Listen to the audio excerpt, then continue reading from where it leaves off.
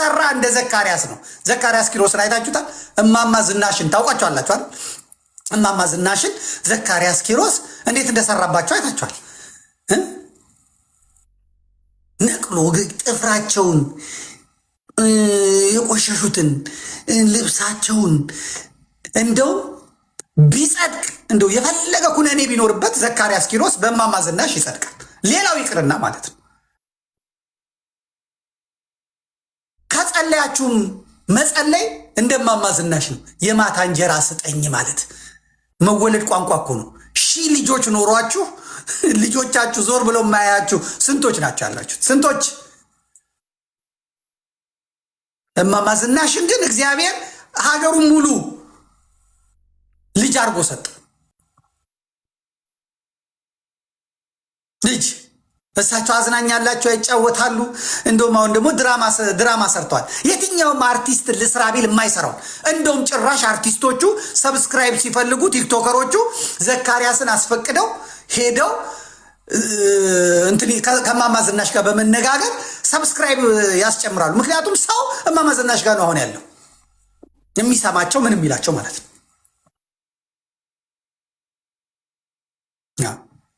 ብዙ እማማ ዝናሾች ይኸው ፖለቲካ ውስጥ ገብተው እንደ እማማ ዝናሽ እንኳን ወይ አያስቁ ወይ እንደው በረከት አያሰጡ፣ ልክ እንደ አብይ አህመድ ሊጫወት ይላሉ። ስለዚህ ኪነ ጥበብ መረዳቱን እናመሰግናለን። የረዳችሁ ሰዎች፣ ምን ያላችሁ ሰዎች ኪነ ጥበብን ስለረዳ ምን አለበት ግን ነጭ ለብሰን ብንዘምርና እነ ቢቢሲ እና አልጀዚራ የአሜሪካ ሴናተሮች ይኸው ቢያዩልን ብሎ ነገር የለም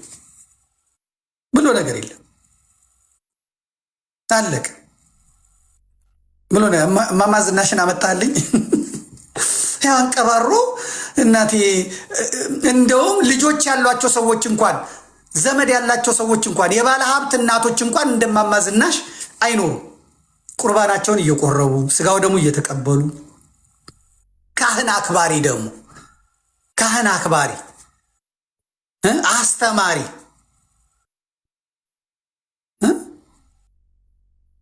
ዛሬ መስቀል አደባባይ ቢሄዱ መንገድ ተከፍቶላቸው ጥምቀት ቢገኙ መስቀል ቢገኙ በዓል ላይ ቢገኙ እማማ ዝናሽ መጡ ተብሎ በቃ እግዚአብሔር እንዲያርጋችሁ እንዲቀባችሁ በለፈለፉ በጮሁ በሰሩ አይደለም መባረክ በአንድ ሰው በእኚህ ሰው ብቻ ያ ልጅ ዘካርያስ የሚባለው ልጅ ይባረካል። በቀን 1000 ሰው ያበላል። ሁሌ ወጥ መቀቀል፣ ሁሌ እንጀራ መጋገር፣ ሁሌ እንጨት ማድረግ ይሰለቻል ለሚያስበው ሰው። ለተሰጠው ሰው ግን ጸጋ ለሆነለት ሰው ግን ችግር የለበትም። ለሱ ጸጋው ነው። ድካሙ የሚታየው ለሚያስበው ሰው ነው። ድንጋይ የሚፈልጡ አባቶች አሉ፣ ልጆቻቸውን ድንጋይ እየፈለጡ የሚያስተዳድሩ። የሚያያቸው ሰው ነው እንዴት ምናምን የሚለው፣ ለነሱ ግን ጸጋቸው የተሰጣቸው ድንጋይ ሲያዩ እዚህ ጋር ነበር መምታት ብለው የሚጎመጁ ሰዎች አሉ። ድንጋይ ፈላጮች ማለት ጸጋ ዎች ሁልጊዜ የሚመጡባቸው አጀንዳዎች አሉ። ለምሳሌ ዛሬ የታላቁ መምህራችን ሊቀ መዘምራን ኪነ ጥበብ ወልደ ቂርቆስ ሊቀ መዘምራን ኪነ ጥበብ ወልደ ቂርቆስ እንግዲህ የእሱን ታውቃላችሁ ያልተቋረጠ የረጅም ዘመን አገልግሎት ተደርጎለታል ማለት ነው እና ሽልማት ተሸልሟል። ዛሬ መኪና ገዝተው ሰጥተውታል ማለት ነው። ይሄን ያደረገው ማን ነው? የነ ሄኖክ ግሩፕ ነው።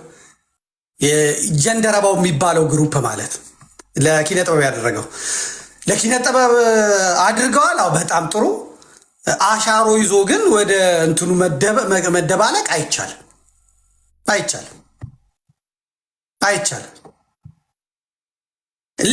ልክ እንደ ጠቅላይ ሚኒስትሩ እንደ አብይ አህመድ ማለት ነው። አብይ አህመድ የሆኑ የአሮጊት ቤት ሄዶ ያፈርሳል። ከዛ በኋላ ከአሮጊቷ ጋር ሽሮ ይበላል ቁጭ ብሎ። እሱ እንኳን አይበላም፣ ለሌሎቹ ያጎርሳል፣ ለነታከለውማ ለነማ ያጎርሳል። ከዛም ህዝቤ መሪ ሆኖ እንደዚህ ወርዶ አሮጊቷን እንደዚህ አድርጎ ምናምን ብሎ ያለቅሳል። ከዛ በኋላ እሱ 100,000 እናቶችን ቤት ደግሞ ያፈርሳል ማለት ነው። ስደት በስደት ያደርጋል ማለት ይገላል ማለት ነው። ስለዚህ ወንድማችን አባታችን ሊቀ መዘምራን ኪነ ጥበብ ወልደ ቂርቆስ እንኳን ለዚህ ክብር በቃ እንኳን ይሄ ተደረገለት። ይሄው ለኪነ ጥበብ አድርገውለታል። ዘመዴ አንተ የምትቃወማቸው ሰዎች እና ያርጋ ለሌሎቹም ያርጉ። ገንዘብ ካላቸው ምን ችግር አለ? ምን ችግር አለ? ደግሞ በዛውም ደግሞ እነዚህ የተጎዱትን የታረዱትን ሄደው ያጽናኗ።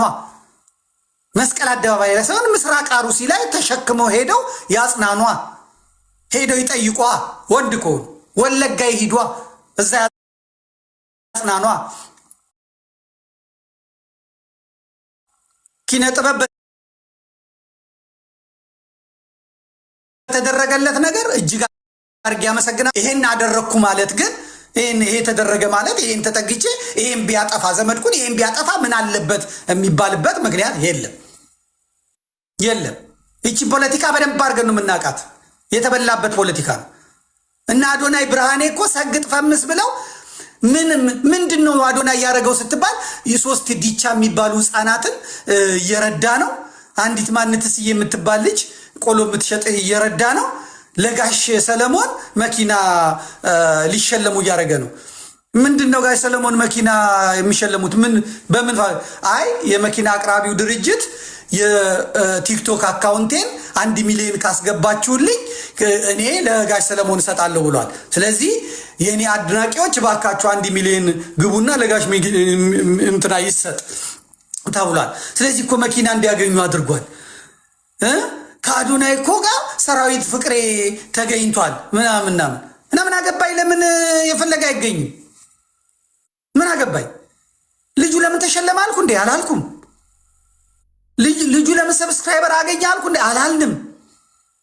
ልጁ የሚያስተላልፈው መልእክት ለትውልድ አይጠቅምም። ይሄ ደግሞ የፖለቲካ ጌም ነው፣ አይጠቅም። ልጁ ቅርብ ወራጅ ነው ስል የነበረው ምንድን ነው? ከልጁ የተማርከው ሲባል አንድ የማይጠቅስ ሰው ማለት ነው። ምን ተማርክ ከከሌ ስትባል ምንም የማይጠቅሰው እንትናን አጉርሷል። በእውነት አይጸየፍም። የሚያለቅሱ ሴቶች አይቻለሁ። እኔ ወደ ብርሃን የመጣሁት በአዶኒ ስብከት ነው። እኔ እንትን ያልኩት እንትን ነው። ይቺ ሀገር ናት እንዴ? ይቺ ኢትዮጵያ ናት እንዴ? ስንት መታሰር እያለባቸው እንዴት ምን አይነት ዘመን ላይ እንደደረስን እግዚአብሔር ይወቅ፣ እግዚአብሔር ይወቅ። ጥቀሱልኝ ወይ የጻፈው ነገር ካለ እስቲ፣ ወይ ያስተማረው ነገር ካለ የሚታይም ነገር ካለ ስጡኝ ልየው። የምታቀርቡት ነገር የለም። ግን እስከነ ቢቢሲ ድረስ ነው የሚጮውለት። አይታችኋል እንግዲህ እና አልጀዚራ እነማን ናቸው የቀሩት? አሁን ሱሃሊኛው ኬንያ ምን የቀረ የለም። ራስ መኪና አዘጋጅተህ ራስ ገንዘብ አዘጋጅተህ ራስ ምን ብለህ በቃ እሱን ብቻ ሸልሙልኝ ብለህ መስራት የፈለግከውን ፖለቲካ ሰርተህ ስታበቃ እዚህ መተህ እንደዚህ የሚባል ነገር የለም። ስለዚህ እከሌ እያጎረሰ ነው እከሌ እሱ አይሰራም። ጎጃም ላይ የተሸወዱት ምንድን ነው? የፎቶ ፖለቲካ እና አስረስ የማይተኩስበትን ክላሽ ይዞ መሳይ በእውነት እንደዚህ 2-3 ሰው ገብቷል እልል በሉ። የፎቶ ፖለቲካ የተበላበት ዕቁብ ነው። የተበላበት ዕቁብ አብይ አህመድ ጭርቅድ አድርጎ በልቶበታል። አብይ አህመድ አሁን እየጸለየ ያለው ያን ዘመን እንዴት ላምጣው አሰብ ብሎ ቢመጣ። አሁን ደግሞ አርቲስቶቹን ሰብስቦ ዳንኤል ክብረት እየሰበከ ነበር፣ እያጠመቀ ነበር። አሁን ታወለቸው አርቲስቶቹ እንዲህ ያደረጉ፣ አርቲስቶቹ እንደዚህ ሆኑ፣ ስለዘምሩ እንደነ ዘካርያስ አይነት በቃ